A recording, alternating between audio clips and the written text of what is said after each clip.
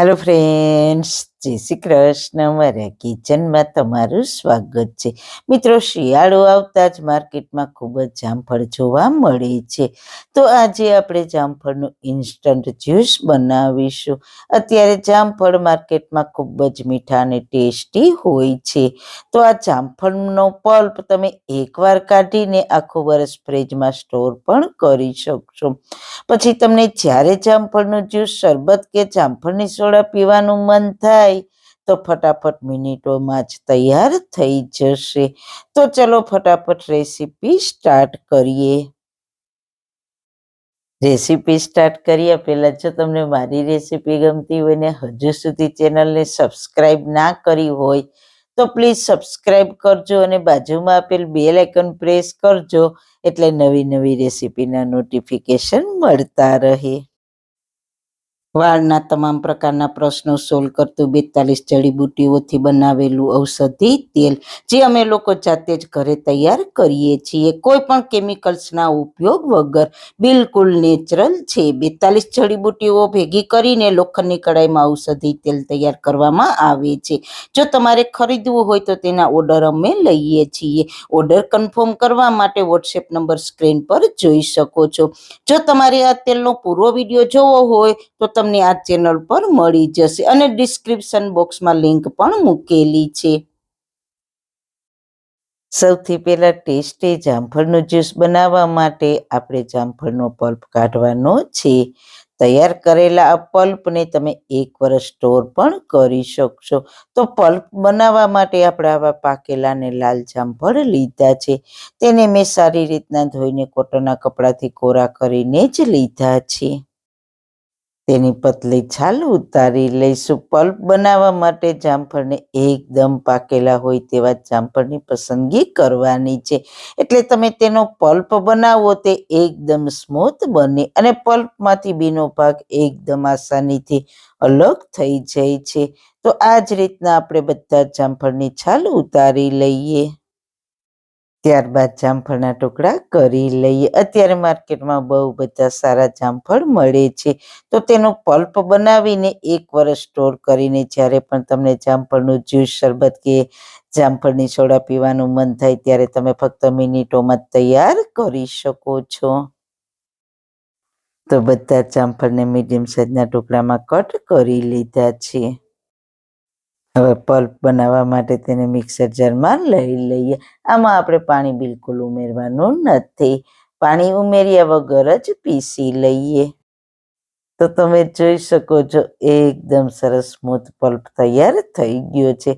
હવે તેના બિયાને અલગ કરવા માટે આપણે ગરણાથી ગાળી લઈએ. આ જ રીતના બીજા જામફળના પીસ છે તેને મિક્સર જારમાં પીસીને બધા જ પલ્પને આ રીતના ગાળી લઈએ. તમે જોઈ શકો છો પલ્પમાંથી બીનો ભાગ સારી રીતના અલગ થઈ ગયો છે. એકદમ સરસ સ્મૂથ પલ્પ તૈયાર થઈ ગયો છે. આ પલ્પને ફ્રીઝરમાં 1 વર્ષ સ્ટોર કરી શકશો. આમાં આપણે કોઈ પણ પ્રકારના પ્રિઝર્વેટિવ કે આર્ટિફિશિયલ કલર ઉમેર્યા વગર સ્ટોર કરવા માટે એક કન્ટેનર લઈશું. કન્ટેનર આપણે એરટાઈટ હોય તેવું લેવાનું છે. કન્ટેનરમાં પહેલા નીચે થોડી ખાંડને ઉમેરીશું. ખાંડ દળેલી નથી લેવાની, આખી ખાંડના દાણા જ ઉમેરવાના છે. ખાંડ ઉમેરવાથી તે પલ્પનો કલર મેન્ટેન રાખશે, સાથે પ્રિઝર્વેટિવનું કામ કરે છે, એટલે આપણે કોઈ પણ જાતનું પ્રિઝર્વેટિવ કે આર્ટિફિશિયલ કલર નહીં ઉમેરવા પડે અને પલ્પ સરસ આખું વર્ષ આવો ને આવો જ રહેશે. હવે આપણે પલ્પને કન્ટેનરમાં ભરી દઈએ.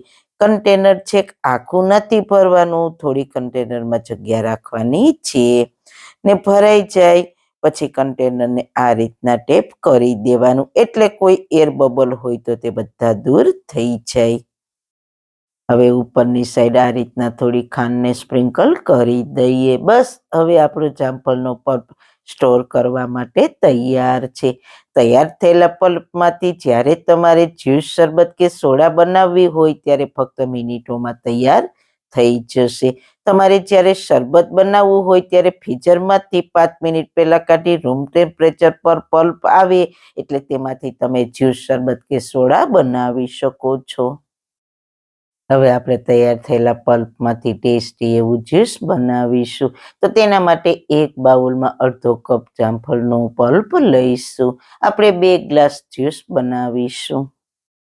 સાથે તેમાં 2 ચમચી દળેલી ખાંડ ઉમેરીશું, અડધી ચમચી સંચળ પાવડર ને અડધા લીંબુનો રસ ઉમેરીશું ને પછી તેમાં 1 કપ ઠંડુ પાણી ઉમેરીને વિસ્કરની મદદથી જ્યુસને મિક્સ કરી લઈએ. તમારે જ્યુસ પતલું કે ઘટ જેવું જોઈતું હોય તેટલું પાણી ઉમેરવાનું. હવે આ જ્યુસને થોડો સ્પાઇસી અને સોલ્ટી ટેસ્ટ આપવા માટે 1 નાની ચમચી મીઠું ને 1 નાની ચમચી લાલ મરચું પાવડર લીધા છે. તેને આપણે ગ્લાસની કિનારી પર લગાવી દઈશું. તો પહેલા ગ્લાસની કિનારી પર થોડો જામફળનો પલ્પ લગાવીશું, એટલે આ ચટણી મીઠું કિનારી પર સારી રીતના ચીપકી જાય. આ રીતના પછી મીઠું અને ચટણીના મિક્સરમાં ગ્લાસને ફેરવી દઈએ એટલે સરસ ગ્લાસ ડેકોરેટ થઈ જશે. આ પ્રોસેસ બિલકુલ ઓપ્શનલ છે. હવે ગ્લાસમાં 2 ટુકડા બરફના ઉમેરીશું, પછી જ્યુસને સર્વ કરીશું. તમે પણ જામફળના પલ્પને એકવાર બનાવીને આખું વરસ સ્ટોર કરી શકો છો. પછી જ્યારે પીવું હોય ત્યારે ફટાફટ બનાવીને એન્જોય કરી શકો છો. તો જોતા જ પીવાનું મન થઈ જાય તેવું બન્યું છે ને, બાકી તો જરૂર એકવાર ટ્રાય કરજો. તો મિત્રો, તમને આજની મારી રેસીપી કેવી લાગી? જો સારી લાગી હોય તો તમારા ફ્રેન્ડ્સ ફેમિલીમાં શેર કરજો ને મારી ચેનલને સબસ્ક્રાઈબ કરજો. ફરી મળીશું એક નવી જ રેસીપી સાથે, નવી વાતો સાથે. ત્યાં સુધી બધાને મારા જય શ્રી કૃષ્ણ.